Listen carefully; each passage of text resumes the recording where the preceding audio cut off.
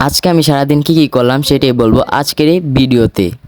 তো আজকে চলে এসেছিলাম নতুন একটি রেস্টুরেন্টে। জানেন এটা কোথায়? নারায়ণগঞ্জে অবস্থিত।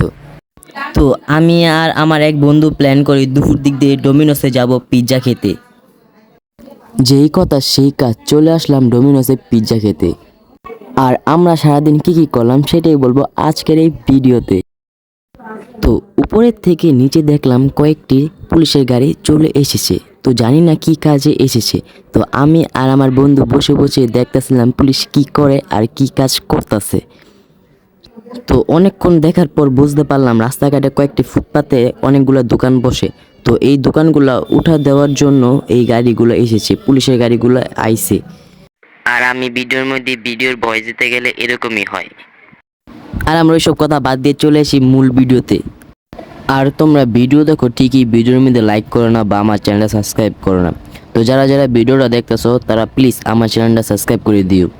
আর পিৎজা বাড়িতে চলে আসলাম একবারে ট্রেন স্টেশনে। তো কতক্ষণ পর ট্রেন আসবে, তো আমরা ট্রেনটা দেখে চলে যাব একেবারে বাসায় বা লেগে।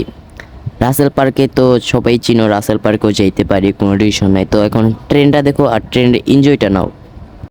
আর ট্রেন দেখতে দেখতে চলে আসি রাসেল পার্কে। আর রাসেল পার্কে আমরা অনেকক্ষণ আড্ডা দিয়ে চলে যাই বাসায়। আর যাদের যাদের ভিডিওটা ভালো লাগছে তারা ভিডিওতে লাইক কমেন্ট শেয়ার করে দেন। দেখা হচ্ছে অন্য কোনো ভিডিওতে।